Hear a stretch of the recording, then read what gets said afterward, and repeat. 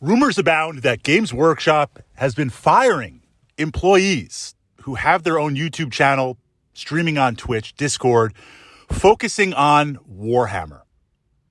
Yes or no? True and false? This is something that was just brought to my attention, and I'm trying to find out more. It seems like these days that the only thing coming out of Games Workshop is negative news. They just seem to basically exterminate anything that goes against their policies. And at first glance, on first hearing this, if it's true or not, and again, I'm kind of trying to take a look here, I wonder how this fits into the overall policy. And I have to say, is this a case of Games Workshop being upfront? Because I can really see it one of two ways. Of course, naturally being a 40K enthusiast, loving Warhammer, I tend to view it from the perspective of the community, from the perspective of players. I mean, if you say Games Workshop, I think of fun miniatures, a great narrative, rolling some dice with my friends, having some fun, building, painting, collecting. On the opposite side, the corporate side, the structure side, the business side. I know it's there, but I have to actively engage my mind. So my first thought on that was, what is the policy? What is the policy? Now, being in the US, maybe things are different in the UK. Certainly Games Workshop can set their policy and say, hey, if you manage one of our stores, if you work for us, these are the rules. You can't stream. You can't have a YouTube channel. You can't participate in online media. Everything has to go through us. And just off the top of my head, I can see two reasons for this. The first is, if I'm wearing the shirt and I'm a Games Workshop employee, anything I say is going to be taken by the community or taken by those outside of Games Workshop as official, as law, as rules, as precedent.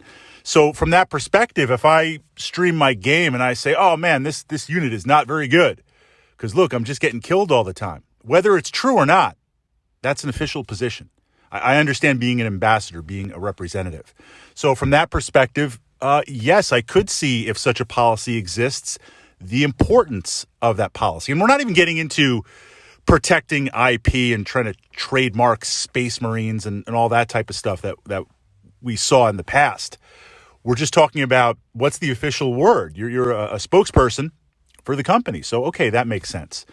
Second aspect is Warhammer Plus. Streaming. If I'm a GW employee and I'm making hobby content, I'm making creator content, even if it's just on myself outside playing the game from that perspective.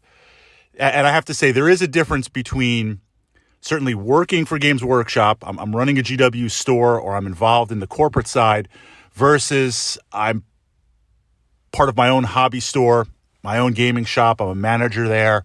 I'm an employee there, and Games Workshop is one of many products. That's not what I'm talking about. That's completely different. I'm talking, you're wearing the red. You notice it's always a red GW shirt? I'm wearing the red shirt for Games Workshop.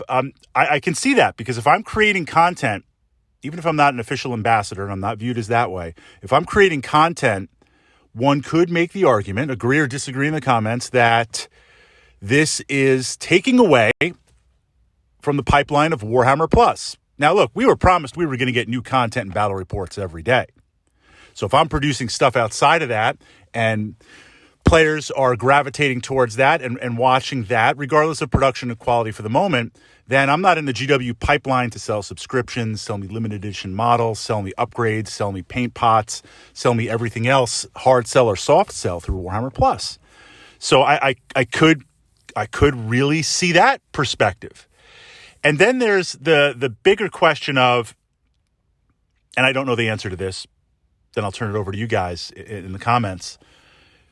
If I'm an employee of GW and I am making content, hobby content on my own channel, what happens if I leave GW? How does that work out? I understand if I start my channel or I start my hobby content after I leave GW, but if I'm an employee and I leave at that point, how do we navigate that? So I can understand such a policy. The only thing I would say would be, is that policy upfront? meaning when I'm brought on board and I get my onboarding, here's the 10 pages of stuff that someone walks me through, and it's like, look, you can do this, you can't do this.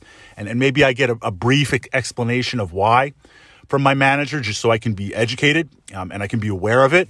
So from that perspective, is there something in that list that makes sense that I'd be aware of? And then, of course, navigating it from there. But on the side note, I guess it's good we're not in ancient times, because Games Workshop's response to everything seems to be like immediate execution. I'd hate to be in the Bretonnian army led by GW generals, because for every little possibility, it would just be an absolute disaster.